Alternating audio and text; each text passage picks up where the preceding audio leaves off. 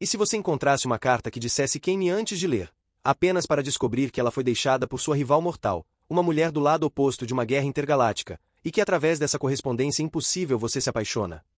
É assim que se perde a Guerra do Tempo. É ficção científica poética que usa a viagem no tempo como pano de fundo para contar uma história de amor proibido tão profunda e comovente que você vai questionar a guerra pela qual você lutava.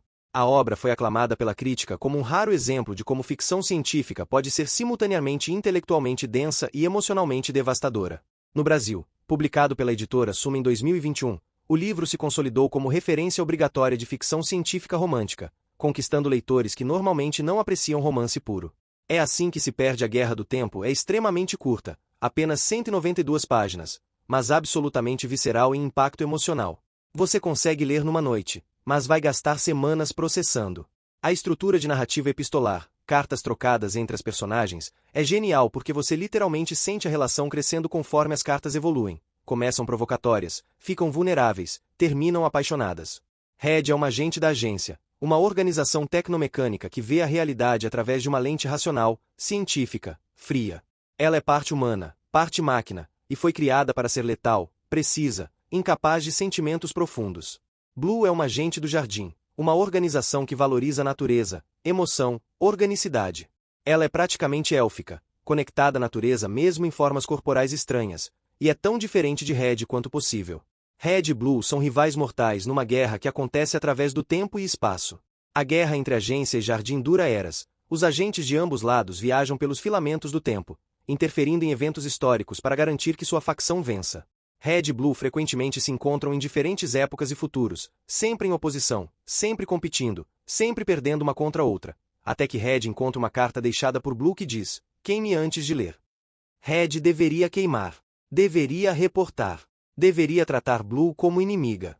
Mas ao invés disso, lê a carta, e descobre que Blue a deixou deliberadamente, conhecendo o risco, porque desejava se comunicar. A partir desse ponto, Red começa a deixar cartas para Blue em lugares inusitados pelos filamentos do tempo, codificadas em sementes, inscritas em entranhas de animais, deixadas em ruínas de civilizações antigas.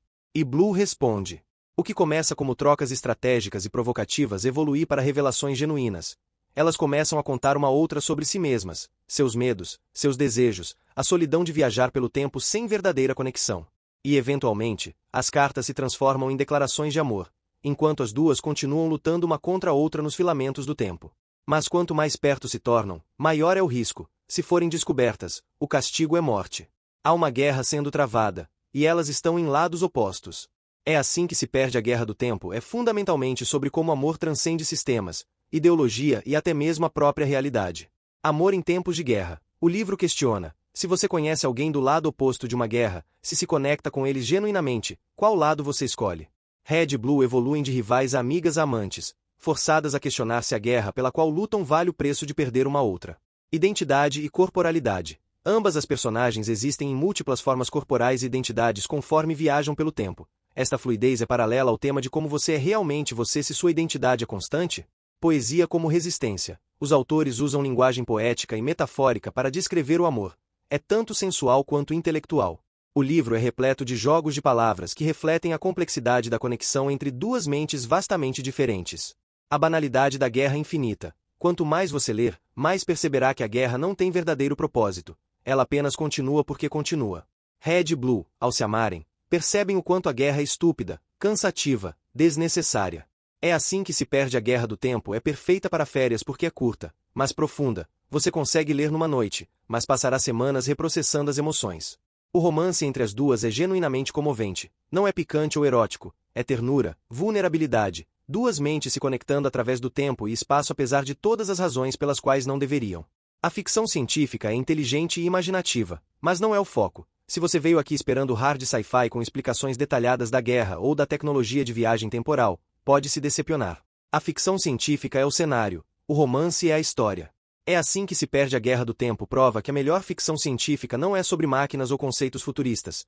É sobre o que torna alguém humano, a capacidade de amar apesar de tudo, de conectar apesar de sistemas que nos separam. Se você acha que romance é frívolo ou que ficção científica deve ser sobre ciência dura, este livro vai desafiar suas suposições. Se você ama poesia, ama romance genuíno, ama história sobre amor proibido, este livro é para você. Prepare-se para ler com um lenço ao lado. Prepare-se para reler passagens pela beleza.